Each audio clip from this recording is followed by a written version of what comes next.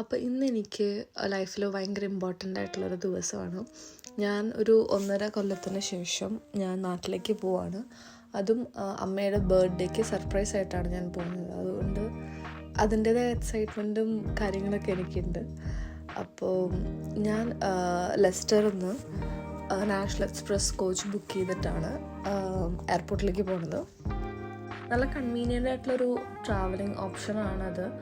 അപ്പോൾ taxi ക്യാബൊക്കെ book ചെയ്ത് പോണേക്കാളും അഫോർഡബിളും ആണ്, റിസ്ക്കും ഇല്ല നാഷണൽ എക്സ്പ്രസ്സിൽ പോകുമ്പോൾ. അപ്പോൾ നമുക്ക് ലഗേജിന് സ്പേസും കാര്യങ്ങളൊക്കെ അവർ പ്രൊവൈഡ് ചെയ്യുന്നുണ്ട്.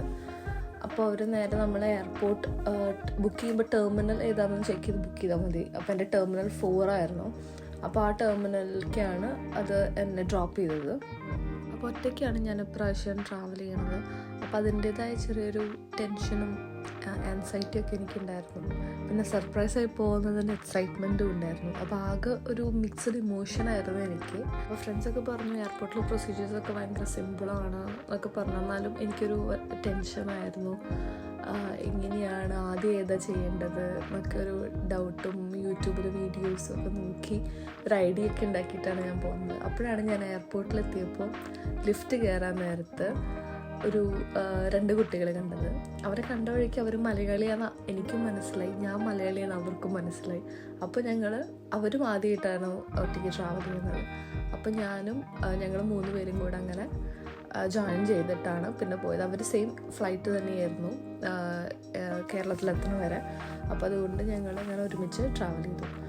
അപ്പോൾ ചെക്കിനും ഒക്കെ കഴിഞ്ഞപ്പോൾ അവിടെ കോഫി കുടിക്കാൻ അവിടെ കോസ്റ്റഡ് ഒരു കോഫി ഷോപ്പ് ഉണ്ട്. അപ്പോൾ അവിടുത്തെ വ്യൂ ആണത്.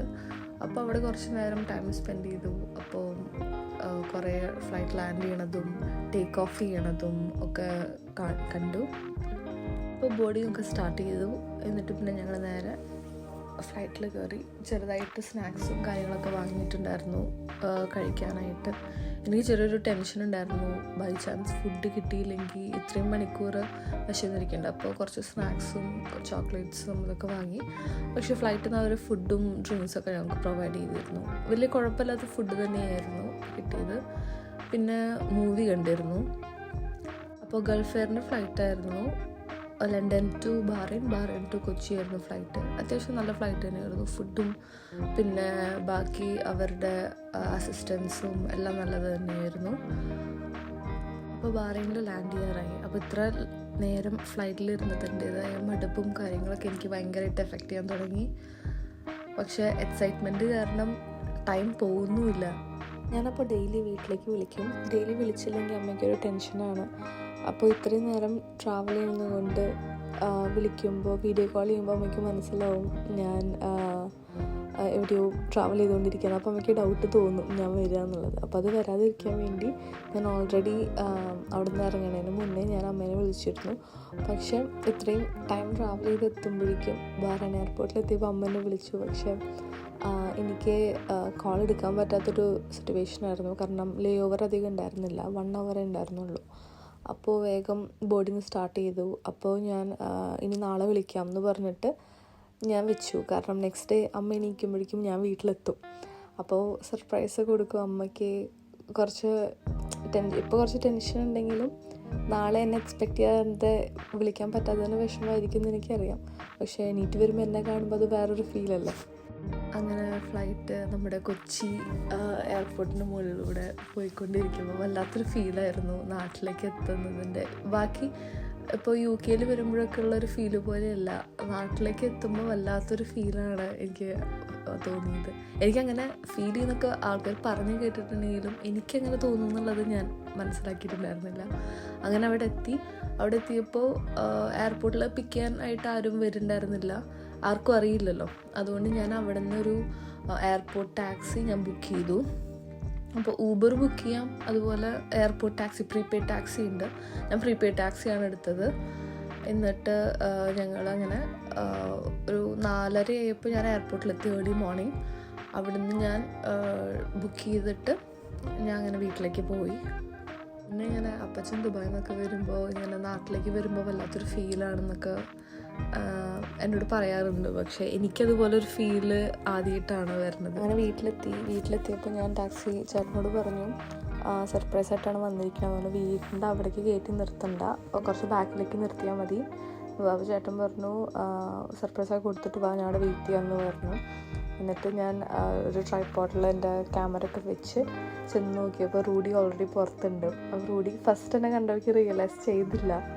അപ്പോൾ ഞാൻ വിചാരിച്ചു അവനെന്നെ മറന്നു പോയിട്ടുണ്ടാവുന്നു. പക്ഷേ പിന്നത്തെ ഒരു വട്ടം കൂടെ കണ്ടപ്പോൾ അവന് മനസ്സിലായി. അവന് ഭയങ്കര സന്തോഷമായി. അവന് വിൻഡോൻ്റെ അവിടെ വെയിറ്റ് ചെയ്ത് നിൽക്കുന്നത് ആക്ച്വലി അമ്മ കണ്ടു അകത്തുനിന്ന്. അപ്പം ഓൾറെഡി ആകെ ഷോക്ക്.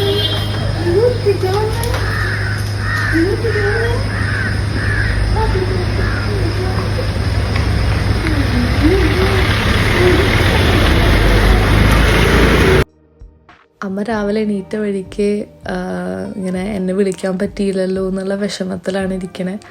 അങ്ങനെ ഇരിക്കുന്ന സമയത്താണ് ഞാൻ വീടിൻ്റെ ഫ്രണ്ടിലേക്ക് തന്നെ വന്നത്.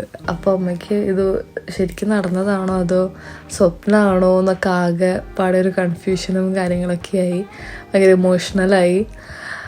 അത് കഴിഞ്ഞ് ഞാൻ എൻ്റെ അനീത്തിനെ ഒന്ന് ഞെട്ടിക്കാനായിട്ട് പോയി.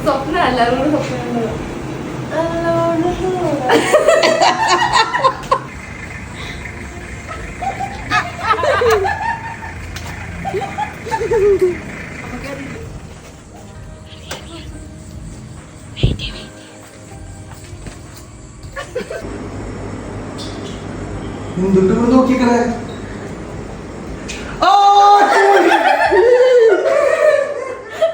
ഞാനാ പോകണ്ടപ്പോ ഇങ്ങനെ ഔട്ടടിച്ച്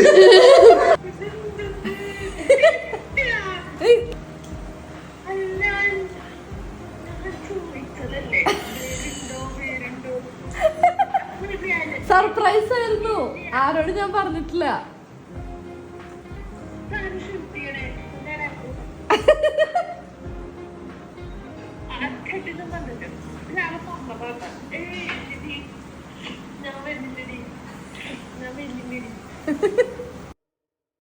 അങ്ങനെ എല്ലാവരും സർപ്രൈസ് ചെയ്തതിന് ശേഷം ഞങ്ങൾ കേക്കൊക്കെ കട്ട് ചെയ്ത് അങ്ങനെ അമ്മയുടെ ബർത്ത്ഡേ. അപ്പോൾ നിങ്ങൾ വീഡിയോ കണ്ട് എന്തെങ്കിലും സജഷൻസ് ഉണ്ടെങ്കിൽ എനിക്ക് കമൻറ്റ് ബോക്സിൽ ഒന്ന് മെസ്സേജ് അയക്കണേ.